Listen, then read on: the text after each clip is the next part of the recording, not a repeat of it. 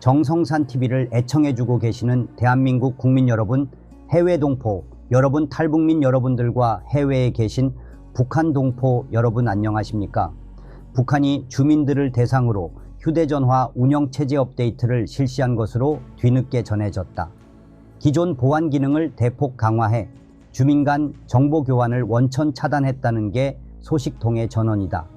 북한 내부 소식통은 지난 6월부터 지능형 손 전화기인 막대기에 새로운 체계를 태우는 설치하는 작업이 시작됐다면서 주거지나 사업장에서 가까운 손전화 봉사소 또는 이동통신센터 각 지점에서 진행됐다고 전했다.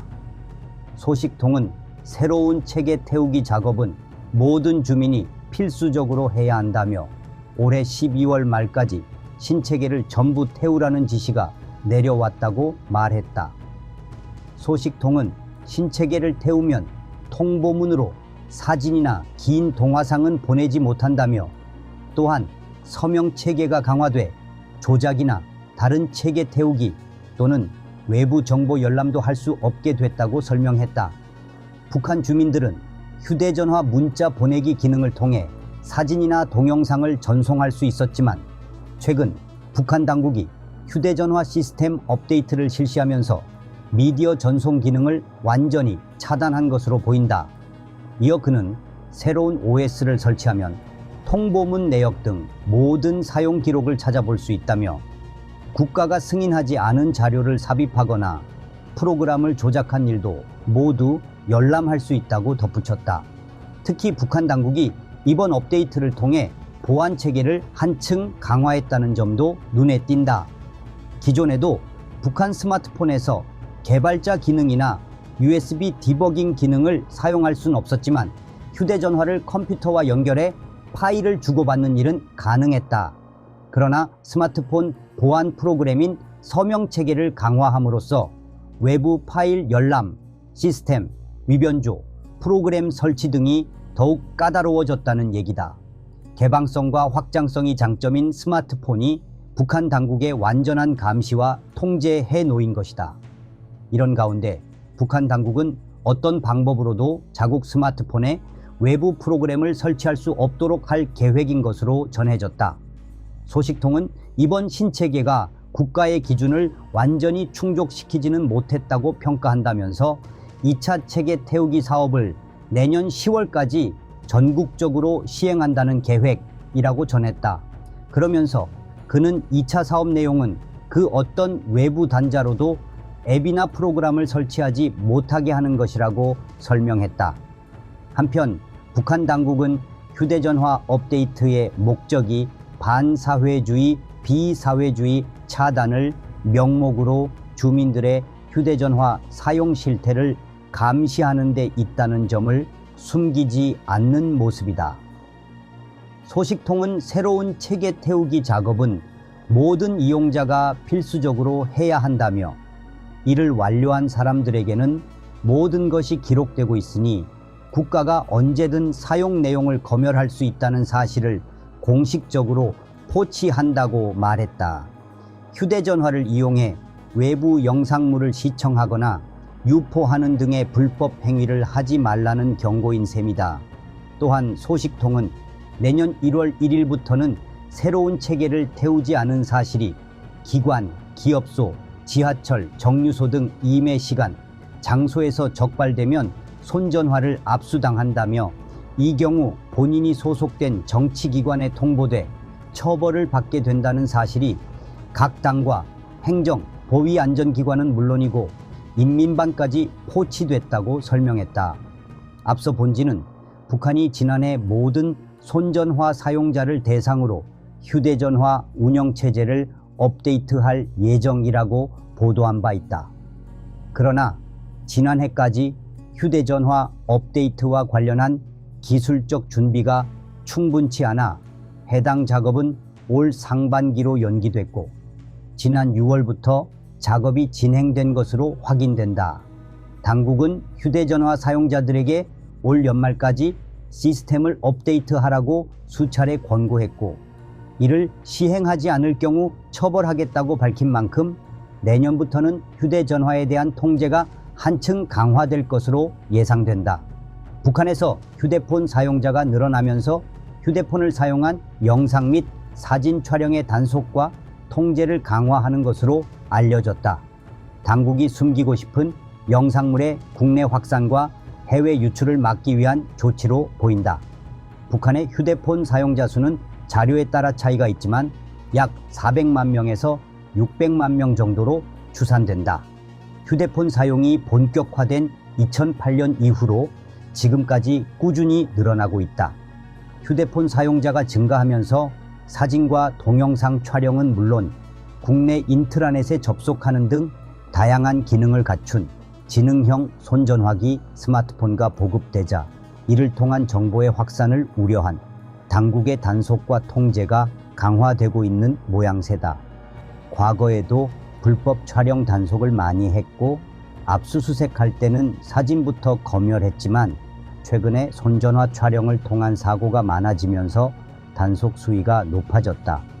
정확한 내용인지는 모르겠지만 이번에 뿌찐 평양 방문 때 전화기로 1호 사진, 김정은이 포함된 사진을 찍은 사람이 있어서 그게 크게 문제가 됐다는 소문도 있다.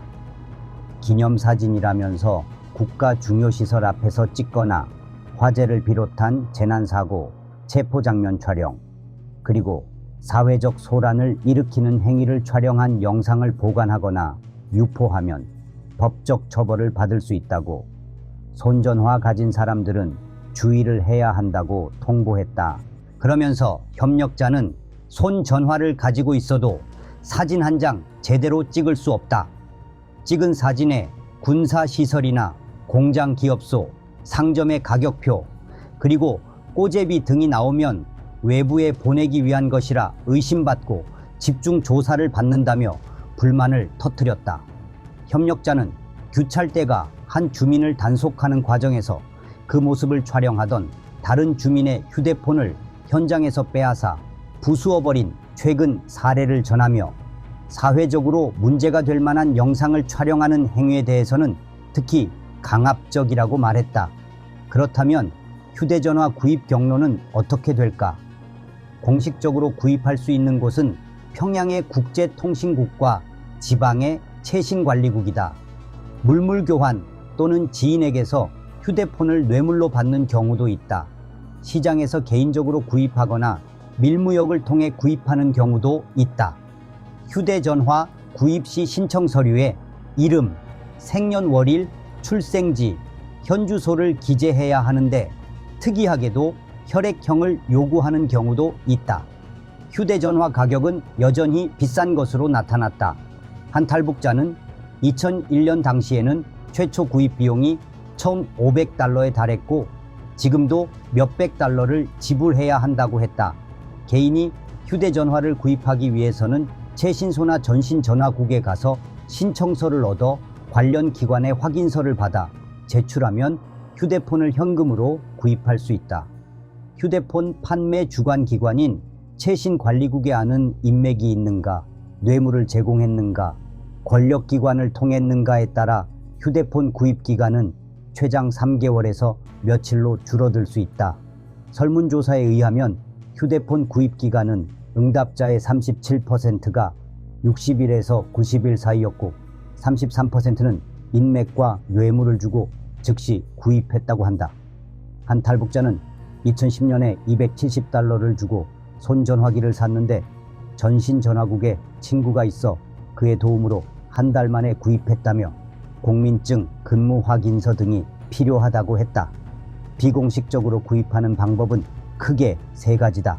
하나는 최신관리국의 직원들이 인격 휴대폰을 갖고 있다가 수요자에게 비싸게 파는 것이다. 두 번째는 휴대전화 사용자들끼리 서로 사고 파는 경우이며 세 번째는 장마당이나 시장에서 작물을 구입하는 경우다. 북한 당국은 1인당 1개의 휴대폰만을 허용한다. 한번 휴대전화를 사게 되면 처음에 부여받은 번호를 바꿀 수 없다. 하지만 장사를 하는 사람들이나 국경 지역에서 밀수, 브로커 활동을 하는 사람들은 2개씩 사용하는 경우가 많다. 거래 관계에서 불리해지면 자신의 연락처를 숨기거나 바꾸어야 하기 때문이다. 개인들끼리 휴대전화를 사고 팔 때 서로 약속하는 게 있다고 한다. 탈북자 김땡땡 씨는 중고로 구입한 휴대폰으로 누군가 전화를 걸어와 휴대폰 전 주인이 누구냐고 묻는 경우가 있는데, 이때는 장마당에서 사서 잘 모른다고 답하는 게 하나의 문화처럼 돼 있다. 서로를 보호하기 위해서다고 했다. 장마당에서는 훔친 휴대전화를 암거래하는 경우가 많은데 유심칩만 갈아 끼우면 얼마든지 사용할 수 있다. 물론 이런 휴대전화는 가격이 상대적으로 저렴하다. 휴대전화 장사를 하는 장사꾼들 중에는 보위부원, 인민보안부원 가족들이 많다고 한다. 이들은 권력을 등에 업고 국정가격으로 휴대폰을 매입해 높은 가격에 되판다. 일부 권력기관 종사자들은 국가로부터 공짜로 휴대전화를 받는다.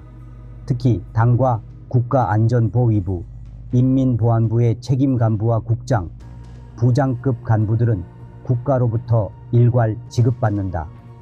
이 경우 신청서를 작성해 제출하면 최신관리국에서 휴대전화를 배송해준다. 북한 간부들은 국가에서 지급된 휴대전화는 도청 가능성이 있어 사적으로 사용하지 않는다고 한다.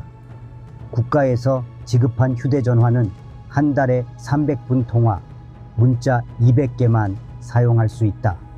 주민들이 사용하는 휴대전화의 형태는 절반가량이 바형이다. 슬라이드형과 폴더형도 있다. 모델은 많지 않다. 가장 오래된 모델은 2001년 무렵 나온 T95로 한때 퉁퉁이라 불렸다. 모양이 퉁퉁하고 단단하며 신호 출력이 세고 고장이 적어 북한에서 장사를 하거나 사업을 하는 사람들이 선호하는 기종이라고 한다. 터치폰은 2010년에 나온 최신 모델이며 F007 기종이 가장 인기가 있다고 한다. 북한 당국이 이동통신 사업에 관심을 갖고 추진하는 이유는 돈 때문이다. 사업 초기 휴대전화의 과도한 확산을 우려했지만 휴대전화가 북한 재정을 늘리는 데 큰 도움이 되자 허용 쪽으로 무게중심을 옮긴 것이다. 북한 당국은 휴대전화 구매와 요금 결제를 모두 외화로 하도록 하고 있다. 그 결과 조선체신성 산하통신기업인 조선체신회사는 북한의 가장 유력한 외화벌이 창구 중 하나로 부상했으며 간부들 사이에 가장 선호하는 기관으로 평가받고 있다. 휴대전화가 사회 통제를 어렵게 할 수 있다는 당초의 우려는 휴대전화 서비스를 통해 거둬들이는 거액의 외화에 파묻혀 버렸다. 북한의 휴대전화 통화 요금은 북한 돈 40권이며 한 달에 총 300분을 제공받는다. 추가로 사용할 경우 충전카드를 구입해 쓰는데 재충전 날짜는 매월 15일이다. 탈북자들 사이에서는 휴대전화 모델에 따라 월 사용료가 같다는 주장도 있고 다르다는 주장도 있다. 대부분의 휴대폰 사용자들, 즉 사업상 휴대폰을 사용하는 주민들은 매월 제공되는 통화 시간이 부족하기 때문에 대부분 충전카드를 사서 쓴다. 충전카드는 100% 중국 위안화로 거래되는데 10위안에서부터 100위안까지 다양하다. 충전카드에는 북한 원화가 적혀 있지만 실제 구매 시 위안화나 달러로 판매되며 이는 최신관리국에서도 마찬가지이다. 외화를 벌어들이려는 북한 당국의 계산이 깔려 있다. 북한 당국은 비공식적으로 휴대폰 도청과 검열을 수행하고 있다. 휴대전화 사용자들도 이를 알고 있어 사전에 조심한다. 2011년 이후 휴대전화 사용자가 급증하고 휴대폰 통화량이 늘면서 검열이 어려워지자 통화 중 특정한 단어가 포함되지 않으면 도청돼도 괜찮다는 인식이 퍼지고 있다. 오늘도 시청해 주셔서 감사합니다. 멸공. 정성산TV 좋아요, 구독, 알림은 큰 힘이 됩니다. 후원해 주시는 모든 분들께 가열차게 멸공.